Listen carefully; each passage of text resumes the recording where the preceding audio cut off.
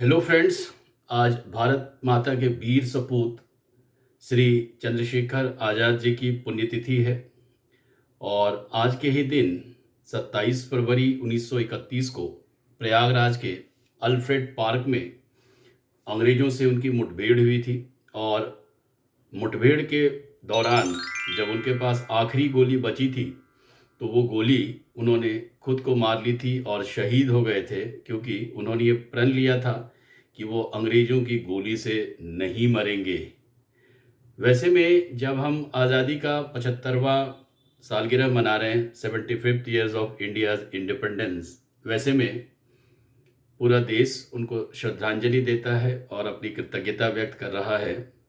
आज हम उनको इस वीडियो के माध्यम से हम स्वतंत्रता के आंदोलन में जो उनके योगदान है उसको याद करने की कोशिश कर रहे हैं। तो इनका जन्म 1906 में हुआ था और इनका जो असली नाम था वो अम, अ, चंद्रशेखर तिवारी उनका नाम था। और पहली दफ़ा जब वो काशी विश्वनाथ में पढ़ाई कर रहे थे तभी नॉन कोऑपरेशन मूवमेंट यानी असहयोग आंदोलन गांधी जी ने शुरू किया हुआ था और देश के सच्चे सिपाही की तरह उन्होंने भी इस असहयोग आंदोलन में हिस्सा लिया था और इसकी वजह से वो अरेस्ट भी हुए थे। अरेस्ट करने के बाद जब उनको मैजिस्ट्रेट के सामने प्रोड्यूस किया गया और उनसे उनका नाम पूछा गया तो बड़े ही बेबाक और हिम्मत से उन्होंने अपना परिचय दिया था कि मेरा नाम आज़ाद है, मेरे पिता का नाम स्वतंत्रता है और मेरा घर जेल है।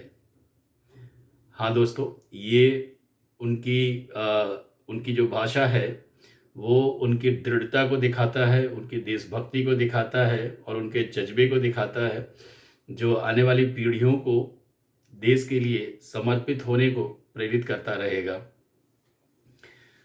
लेकिन इतिहास के पन्नों को जब आप देखेंगे तो जो असहयोग आंदोलन था वो विफल हो गया था, अपने लक्ष्य को प्राप्त नहीं कर सका। भारत की आज़ादी का लक्ष्य रखा गया था पर चौरी चौरा घटना के बाद एकदम से इस आंदोलन को वापस लिया था महात्मा गांधी ने। और इससे कई राष्ट्रवादी दूसरी विचारधारा की तरफ मुड़ जाते हैं और उसमें ही एक विचारधारा है जिसे हम क्रांतिकारी राष्ट्रवाद कहते हैं, रिवॉल्यूशनरी टेररिज्म भी हम इसे कहते हैं। तो उस विचारधारा के तहत चंद्रशेखर आज़ाद हिंदुस्तान रिपब्लिकन एसोसिएशन से जुड़ गए और राम प्रसाद बिस्मिल, अशफाकुल्ला खां, राजेंद्र लाहिड़ी, इन सभी राष्ट्रवादियों के साथ वो मिलकर काम करने लगते हैं।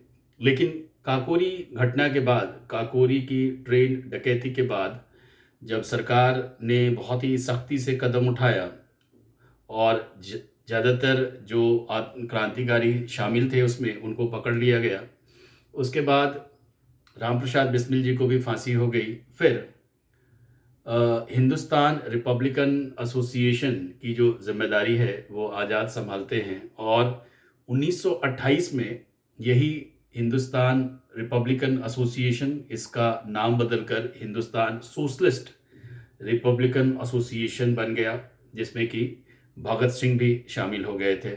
और उसके बाद ये संस्था अंग्रेज़ों को लगातार परेशान करती है। विचारधारा के स्तर पर भी उन्होंने राष्ट्रवाद का स्तर काफ़ी ऊंचा किया है और लगातार जो अनपॉपुलर, जो कि भ्रष्ट अंग्रेज अधिकारी होते थे उनके खिलाफ प्रदर्शन करना, सरकार की नीतियों की आलोचना करना। और वैसे में ही जब 1927 में साइमन कमीशन के प्रोटेस्ट में लाला लाजपत राय के ऊपर जमकर पुलिस ने लाठीचार्ज किया था, उसके बाद उनकी डेथ हो गई थी।